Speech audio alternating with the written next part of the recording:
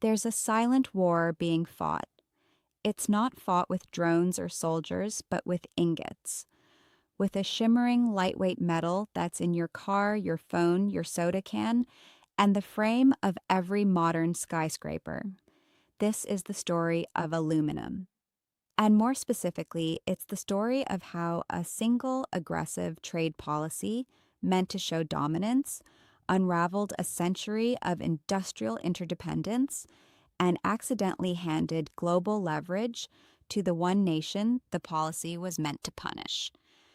In June of 2025, President Donald Trump, returning to a familiar playbook, raised tariffs on Canadian aluminum to a staggering 50%. The goal was simple, brutal, and classic Trump: force submission, cripple the Canadian industry, bring aluminum production back home.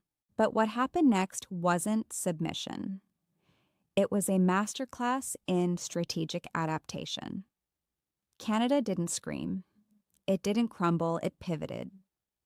And in doing so, it exposed a terrifying fundamental weakness in the American industrial machine.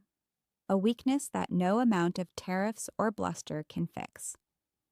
And today, we're diving into the great aluminum crisis. This isn't just a trade dispute. It's a live autopsy of American industrial policy and a stunning case study in how Canada turned a targeted attack into a source of global power. The weapon wasn't a tariff, it was a simple, brutal question. What happens when your lifeline decides it doesn't need you anymore? First, let's understand the starting point. For over 50 years, the United States didn't just buy Canadian aluminum, it depended on it. More than half of all U.S. aluminum imports came from its northern neighbor. Think about that. The backbone of American manufacturing, from Ford trucks to Boeing jets to Miller Coors cans, relied on a steady, massive flow of metal from Canada. Why? 3 irreplaceable advantages. 1. The hydroelectric edge. Canadian aluminum is primarily smelted in Quebec and British Columbia, powered by some of the cleanest, cheapest, and most abundant hydroelectricity on the planet. The energy cost is the single biggest factor in aluminum production. U.S. smelters reliant on volatile natural gas or coal-fired grids simply couldn't compete on price. 2. Geographic inevitability. It was right there. A seamless, integrated supply chain. Trains and trucks could deliver just-in-time inventory to Midwestern factories. The border was an afterthought. 3. Purity and scale. Canadian producers like Alcoa and Rio Tinto operated world-class, efficient facilities. The product was consistent, high quality, and plentiful. This wasn't a partnership. It was a physiological dependency. The U.S. industrial body had grown around this Canadian aluminum heart, assuming its beat would never falter. Washington's leverage was assumed to be total. They were the customer. They held the purse strings. What they failed to understand was that Canada held the pacemaker. Enter the 50% tariff. Trump's logic, from a certain zero-sum perspective, seemed sound. Make their metal too expensive. Hurt their economy. Force them to the table. Make America produce its own. It was a catastrophic misreading of the board. Canada's Prime Minister, Mark Carney, a former central banker who understands global capital flows like few others, didn't even flinch. The response wasn't retaliatory tariffs alone, it was a cold, calculated industrial divorce. The document says it plainly. Canada didn't crumble, it adapted. Here's what that adaptation looked like on the ground. The European pivot. Canadian trade ministers were on the next plane to Brussels. The message was simple. We have clean, cheap, tariff-free aluminum. The U.S. no longer wants it on their terms. Do you want it on ours? Europe, hungry for stable, green, raw materials to feed its own industrial ambitions and meet carbon border adjustment mechanisms, said yes. Long-term contracts were signed. The Asian opening, ships that once turned south to the Great Lakes began turning west across the Pacific. Japan and South Korea, always wary of supply chain concentration, welcomed a new, reliable, non-Chinese source. Domestic stimulus.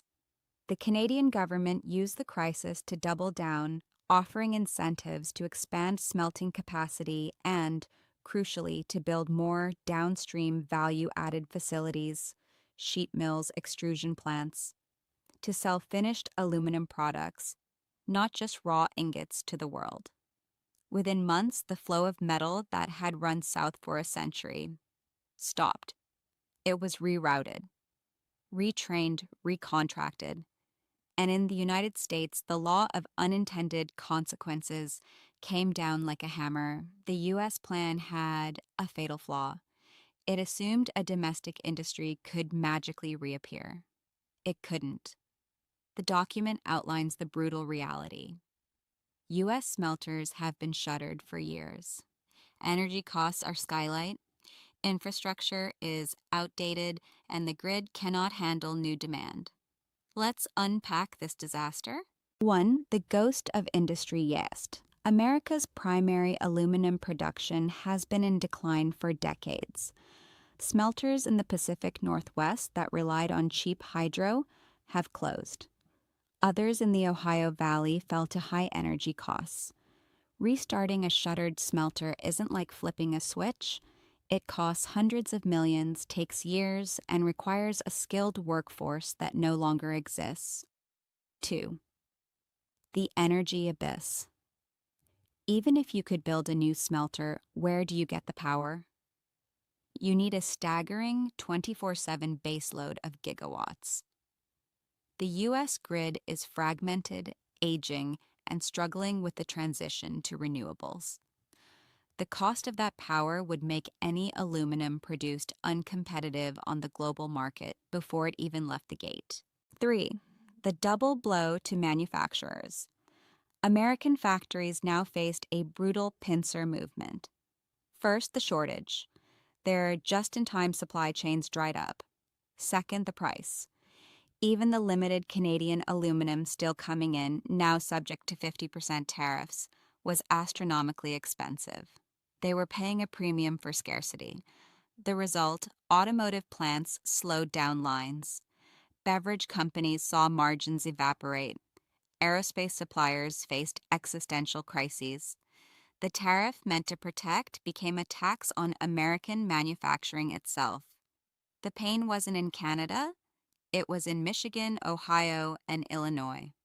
Trump's tariff became a perfect case of shooting yourself in the foot, then complaining you can't run a marathon. This is where the story transcends trade. Aluminum ceased to be just a commodity. It became geopolitical currency. Canada, almost overnight, went from being a captive supplier to the U.S. to being a swing supplier to the world. This is a position of immense power. Leverage with Europe. That aluminum flowing to the EU isn't just a sale, it's a bond. It deepens the Canada-EU trade relationship, making Canada a more crucial partner in the West's economic architecture, independent of the U.S. The green metal advantage.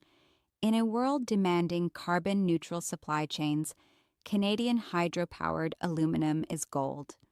It allows Europe to meet its climate goals and lets automakers like BMW or Volvo market truly green cars. Canada isn't just selling a metal, it's selling carbon compliance. The blueprint for other resources. The world is watching. If Canada can do this with aluminum, what about potash? What about critical minerals like cobalt or lithium? The message to Washington is clear. Weaponize trade at your own peril. Your dependencies are your vulnerabilities. The document's most chilling line. Canada doesn't just supply aluminum. It controls leverage, controls markets, and has the power to dictate terms without firing a single shot. This is the essence of 21st century power. It's not about who has the biggest army, it's about who controls the critical inputs to the modern world. Canada, through a mix of natural advantage and strategic savvy, now controls one of them. And it gained that control because its largest customer tried to bully it. So, what's the takeaway from this $50 billion mess? The aluminum crisis is a parable about the difference between strength and power. Trump's tariffs were an act of perceived strength, loud, aggressive, unilateral. But true power is what Canada displayed: resilience, adaptability, and the long term ownership of a critical resource. The US is left trapped, dependent, paying more with its industries hobbled, desperately trying to rebuild an industry it spent decades letting die. Canada is free, diversified, locking in new alliances, and leveraging its clean energy advantage into global influence. The crisis won't end soon. You can't rebuild a complex industrial ecosystem with speeches or tariffs. It takes decades. And every day it continues, the new trade maps are etched deeper, the new partnerships solidify, and the leverage permanently shifts. The final ironic truth is this: Trump's America First tariffs achieved the exact opposite. They made America weaker, more isolated, and more dependent. And they made Canada quietly and decisively a first tier player in the game of global resource strategy. The weaponized tariff met the strategic pivot, and the pivot won.